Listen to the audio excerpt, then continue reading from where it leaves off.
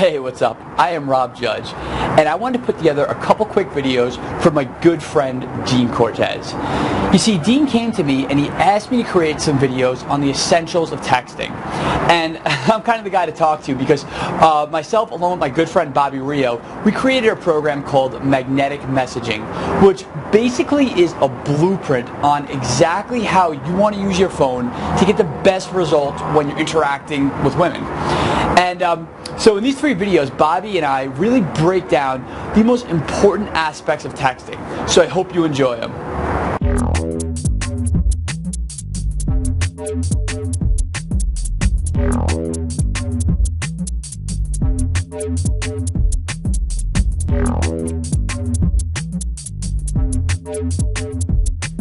Hey guys, I'm Bobby Rio and this is Rob Judge, and we have a very special video course for you today. And what we wanted to do in this little mini course is kind of tackle three different areas that we think if you can just improve these three areas, you're going to see a drastic difference in the way women respond to your text messages. So first off, Rob is one of the designers of what makes this so effective, and that's the key lock sequence. Yeah, the key lock sequence is just the way that women want to, I guess for lack of a better word, be courted today in the digital age. You know, a lot of guys are still trying to set up dates like this is the 1950s, you know, calling on the telephone, you know, arranging dates 3 days in advance, and obviously that's just as dated as the way people, interacted with each other back in the 1950s. I had just got an email from a student who said to me, Bobby, I've been having this really good conversation with this girl on Match.com, and we were texting, but I keep calling her, and when I call her, she doesn't answer. I'm like, well, why? If you're texting her effectively, you should just get her out on a date you don't need to pick up the phone and call a girl anymore. Yeah. The texting gives you so many advantages that makes it so much easier than having to go through that awkward phone call. She picks up and she's with her friends.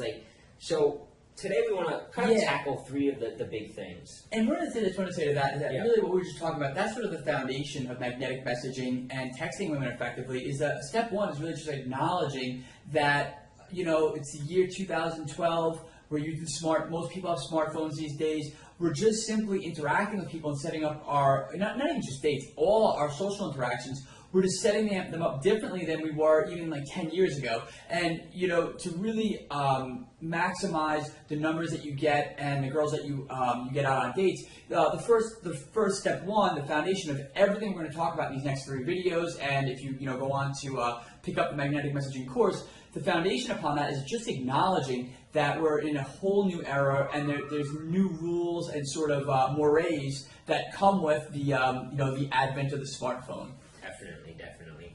So what we want to talk about in this first video, something that Rob is an absolute master at, and that is pumping your text full of personality.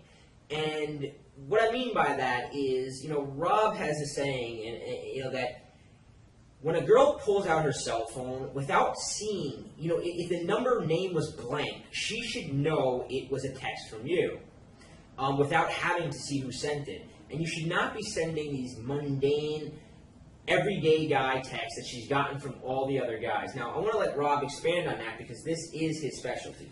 Yeah, absolutely. Well, the whole idea of the key lock sequence is you want to get a woman emotionally invested in what you're saying, in the text that you're sending, in the communication you're having with her.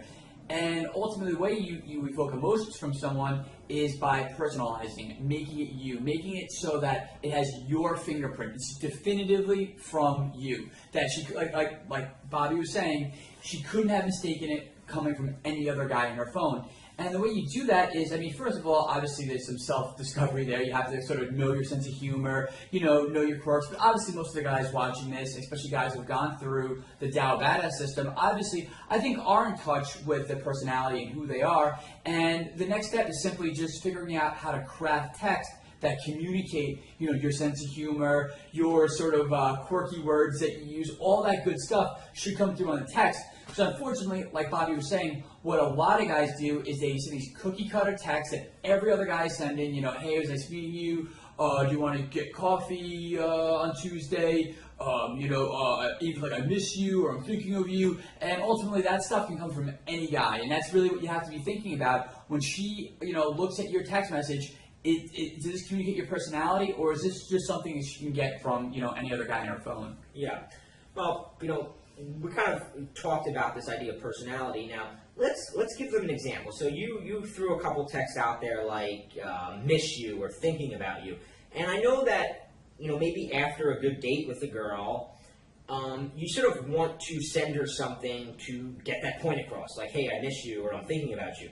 But those are texts, and before I learned this, most of this stuff I learned from you, actually, I was guilty of sending the I miss you text or thinking about you text. And you should have told me that you can take that idea, but craft it in a way that also kind of gives more elements of your own personality. So let's take one of those texts, or both of those texts, and let's give a couple examples of personality in text, a way that you can take that same idea of I miss you or I'm thinking about you, but say it in a way where you're still showing her, wow, like, he's a pretty funny guy, or he's different, or he's like something where they're, uniquely you. Yeah, absolutely. Like you said, like, the sentiment is fine. Like, sentiment is pretty universal. If you go on a date with someone, you have a great date, obviously sentiment is, I miss you, or I'm thinking of you. Not after the first date. Not after the first date, yes. But I mean, or, if you met a girl and you want to take her out on a date, and just the idea of asking her out to, like I said, another text I just kind of threw out there was like, let's grab coffee on Tuesday. The sentiment is fine, because the sentiment, is pretty universal.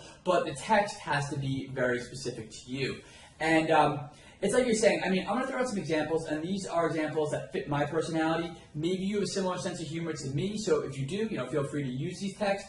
But ultimately, don't so much look at this as like the cookie cutter, oh, this is a good text that came from Rob, but instead just look at more of the principles and what I'm doing with the text, and then personalize it to your own personality. But for instance, give me a text that you would want me to sort of give an example. I'm gonna use the thinking about you text mainly because I was just reading through a text transcript from one of our students, and the first text he sent to her was thinking of you. And what's a better way he could have said that? Okay, a better way that he could have said that is infusing it with some humor. Because obviously, I'm thinking of you, or I miss you. That's a pretty intense sentence. Yeah, it's first off, it's a little needy to begin with. Yeah, it comes across as a little needy. I mean, if my girlfriend sends me an I miss you text now, I'm fine with it because she's my girlfriend and it's kind of whatever.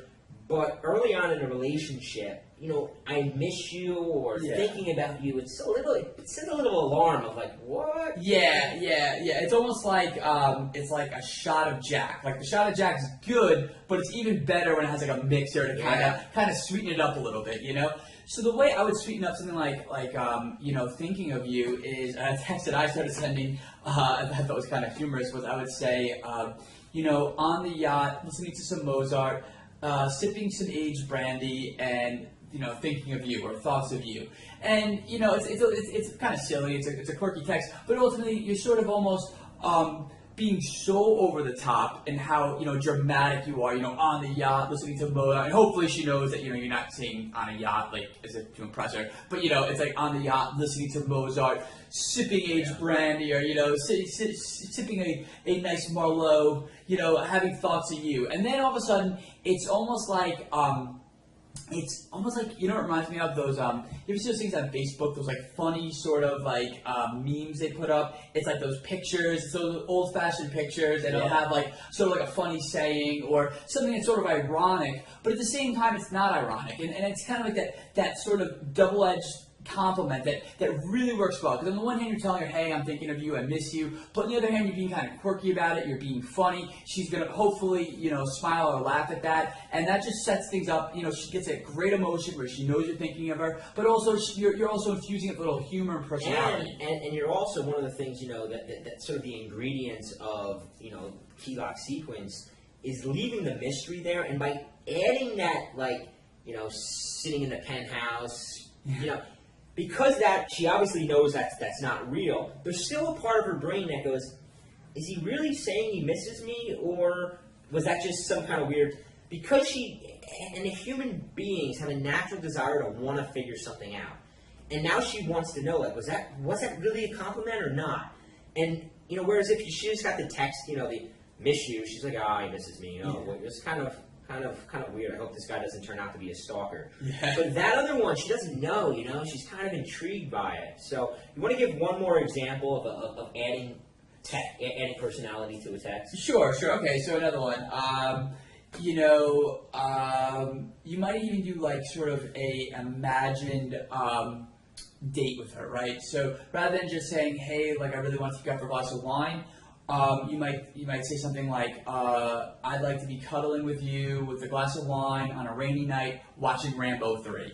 Something like that. So you have like these like sort of like cuddly, sweet sentiments, I want to be cuddling with you, watching a movie, inside, like when it's raining, or you paint this sort of romantic picture for her, but then you sort of have this little spin at the end that's like watching Rambo 3 or watching The Terminator or something. Something that sort of makes it sort of funny. So again, it's not awkward. It's not this creepy, weird sort of text that's just like, ugh, like this sounds like this guy has like dead babies in his basement or something. And that's like a really good thing. And this is related to texting because that's really our specialty. But in general, when you're dealing with women, it's always better to do compliments in that sort of way. If you're going to be a little, and I've been with my girlfriend for a little while now, and I still do that. Even when I'm super sweet and she thinks like, wow, he just said something like totally sweet, at the last minute I'll throw in a little bit of a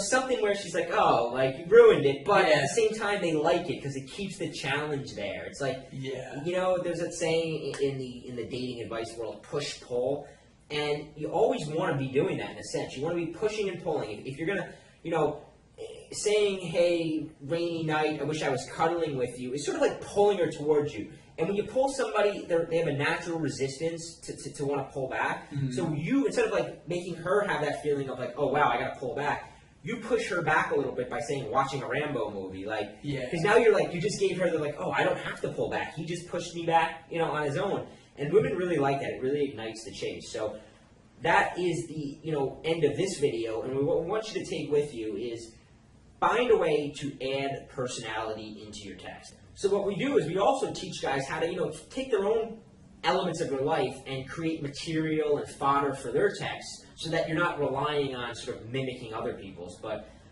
try it out. Start crafting your own. Use the sort of templates we've given you of pull, pull, push is a great way to look at it. Or the sort of ironic way of saying something. Over the top ironic. All right, that wraps up this video. We have another video for you in the members area. Thank